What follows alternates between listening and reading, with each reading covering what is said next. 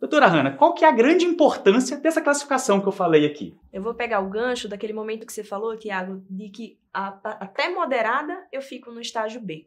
Por que isso? Porque o nosso raciocínio na valvopatia ele é um pouco diferente das outras doenças na cardiologia, né? Então, a gente criou um fluxograma aqui no Brasil que ele pensa primeiro na questão da importância anatômica.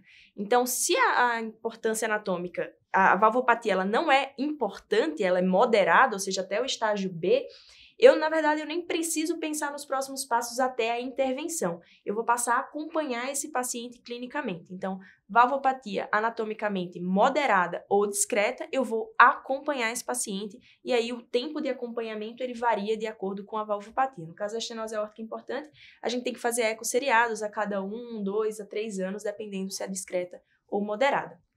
Mas, uma vez que eu defini que a estenose aórtica é importante, ou seja, eu estou no grau C ou D, aí sim eu tenho que entrar num fluxograma para avaliar se esse paciente ele deve ou não ser submetido à intervenção para tratamento dessa valvopatia. Então, cheguei lá no estágio C e D, como o Dr. Tiago falou, estou com a estenose aórtica anatomicamente importante. Eu vou dar entrada no nosso fluxograma. Próximo passo seria o avaliar a etiologia. Até já foi avaliada no ecocardiograma, né? Então, isso vai ajudar a gente a definir qual é o acompanhamento clínico que eu vou fazer simultâneo. Um paciente reumático, eu vou precisar fazer penicilina benzatina. Não, é um paciente degenerativo, eu tenho que olhar quais são os outros fatores de risco, tenho que ver se esse paciente tem coronariopatia, tenho que tratar esses fatores de risco. Então, a parte da etiologia vai nos definir tanto a conduta clínica que vai ser feito, como até ajudar a definir o tratamento desse paciente. Uma vez que eu vi a etiologia, então eu vou para o terceiro passo, que é a avaliação de sintomas. Aí o clássico é aquele paciente com a tríade de síncope, dispneia e dor torácica, que não precisa necessariamente ser aquela dor torácica típica, mas é uma dor torácica ou um sintoma novo em relação ao que ele tinha previamente. Então, o paciente não necessariamente vai chegar dizendo, estou com falta de ar, mas, doutor, eu não consigo mais fazer o que eu conseguia. Antes, eu corria 5 quilômetros, agora no primeiro quilômetro eu já estou muito cansado, eu já tenho alguma dor torácica, eu estou tendo lipotímia num momento onde eu não tinha. Então, tudo isso chama atenção para a gente que esse paciente está sintomático. Uma vez que eu tenho uma estenose aórtica importante, vejo a etiologia e vejo que ele tem sintomas, eu tenho que indicar uma intervenção para esse paciente. Mas se eu não tenho sintomas, qual seria outra coisa que eu precisaria avaliar nesse paciente? A presença de complicadores. Tiago, quais são os principais complicadores que, no paciente assintomático, me ajudaria a indicar a intervenção mesmo assim? Esse é um assunto muito interessante, porque toda vez que você estiver diante de um paciente portador de doença valvar e você quer saber se eu vou indicar ou não intervenção, basicamente você vai olhar 2 fatores, como a doutora Hanna colocou. A presença de sintomas, e dentro da estenose aórtica isso é muito conhecido e divulgado, né, qual é a tríade clássica, e repercussão hemodinâmica. E dentro, quando eu falo repercussão hemodinâmica, na nossa diretriz, utilizada a expressão complicadores, nós vamos ter a mesma leitura. Quais seriam esses complicadores, né, ou repercussão hemodinâmica? Você encontra a principal delas, talvez a que tenha mais evidência na literatura mundial, é a queda na fração de ejeção. Mas se você é um dos entusiastas que estuda cardiopatia estrutural, você sabe que simplesmente queda na fração de ejeção não é o único parâmetro que você utiliza para observar a repercussão hemodinâmica em cima da função sistólica. Talvez seja apenas a ponta do iceberg. Tem outros critérios que você pode utilizar e lançar a mão que sim, tem repercussão, tem evidência na literatura de que são importantes com o impacto em sobrevida, mas não tem tanta evidência que você encontra nas diretrizes. Então, cai um pouco o grau de recomendação de intervenção, mas fazem parte, sim, da sua avaliação inicial. Quais são eles? Por exemplo, uma metodologia nova dentro da ecocardiografia, que é o strain. O strain não está disponível, né, em todo o aparelho de ecocardiografia, tá? Principalmente naqueles beira-leito, mas você pode utilizar, sim, dessa tecnologia para tentar indicar uma intervenção de forma precoce. É uma forma de você observar repercussão hemodinâmica antes de ter queda na fração de ejeção.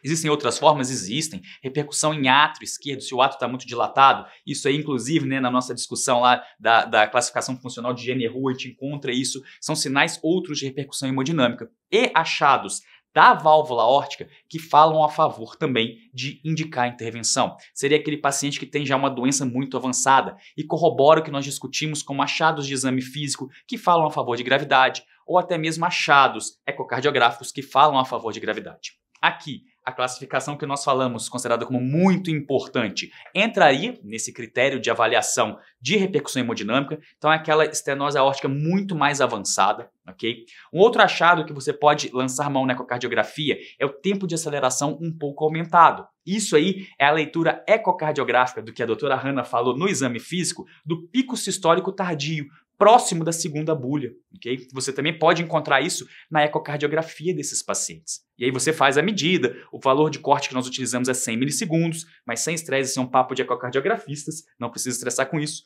mas saber que o pico tardio você pode ter uma leitura no exame físico e também na ecocardiografia, isso aí vai te ajudar a falar de repercussão hemodinâmica. Então, de forma geral, o que você encontra? Presença de sintomas. Conseguiu avaliar sintomas desses pacientes? Ótimo, eu vou olhar repercussão hemodinâmica, ecocardiográfica. Qual é a principal? Queda da fração de ejeção. Existem outras? Existem. Com menos indicação, com menos evidência de indicação, como, por exemplo, strain, aumento de átrio, repercussão do lado direito, ou mesmo parâmetros ecocardiográficos de gravidade mais acentuada da válvula aórtica. Mas, de toda forma, se você tiver isso na sua mente, o que eu utilizo para pensar em indicar intervenção em valvopatia? Nós temos que observar sintomas e observar essas repercussões. No paciente assintomático, existe uma estratificação a mais? Existe. Você pode colocar ele num teste ergométrico intra-hospitalar e buscar alterações outras de repercussão hemodinâmica. Como eu disse, o principal é a disfunção sistólica medida pela fração de ejeção. Existem outros critérios? Existem. E aí sim, cada doença vai trazer suas especificidades que vai fazer você entender o grau de repercussão desses pacientes. Perfeito, doutora Hannah, você está diante desse paciente, você passou por todo esse fluxograma de forma brilhante e agora vem a pergunta. Beleza, tem indicação de intervenção. Quais são as possibilidades de indicação de intervenção nesses pacientes? Então, Tiago, isso aí é assunto para a gente também fazer outros e outros vídeos. Mas sim, uma vez que eu tenho uma indicação de intervenção, o ideal é que eu faça um heart team, né? Perfeito. Então aí a gente tem uma equipe completa de cardiologista clínico, até geriatra para avaliar a questão de fragilidade, o hemodinamicista, o cirurgião, o ecocardiografista, o médico da imagem para avaliar também se a gente for fazer tomografia, né? Pensando já em outros tipos de intervenção. E aí a gente vai ter que avaliar então as características desse paciente, discutir em heart team para poder definir a conduta de intervenção. Intervenção, basicamente, a gente tem 3. A gente tinha pouco tempo só a cirurgia, pouco tempo, nem sei se eu posso dizer, mas pouco tempo, né? A gente agora tem a opção da TAV, que tem cada vez mais ampliado a sua indicação, mas isso é discussão para outros momentos. E a gente tem aqueles pacientes que têm um risco tão alto ou um status clínico tão frágil que não teria indicação ou benefício, né, de fazer a intervenção como a TAV ou como a cirurgia, mas que a gente pode tentar aliviar os sintomas dele através da valvoplastia por catéter balão, que é uma coisa provisória, né, um tratamento provisório que vai trazer um pouco mais de qualidade de vida quando o paciente é muito alto risco, inclusive para a TAV. Então, a gente teria basicamente 3 intervenções. A cirurgia, a TAV, que é o implante transcatéter, né, da válvula aórtica, e a valvoplastia por catéter balão. A discussão de qual intervenção, então, passaria realmente pela discussão do heart team, passaria pela avaliação clínica do risco do paciente, scores de risco, fragilidade, condição clínica. Avaliar se essa fragilidade ela é secundária à valvopatia, que eu vou melhorar tratando, ou se, na verdade, ela é de base e que ela vai aumentar muito o risco dessa intervenção. E a gente teria que avaliar também a vontade do paciente, né? Então, levar em consideração qual que é o seu desejo, não quero ser submetido à cirurgia, discutir com ele também o tipo de prótese que a gente vai colocar, se for um tratamento cirúrgico, a prótese biológica, a prótese mecânica. Então, assim, tratamento é assunto para outro vídeo, inclusive.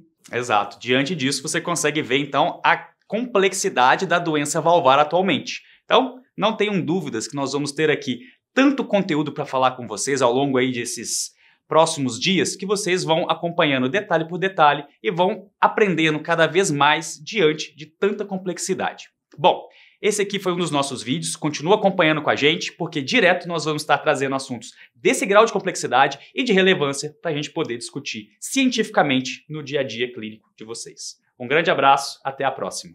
Até a próxima. Obrigada, Tiago.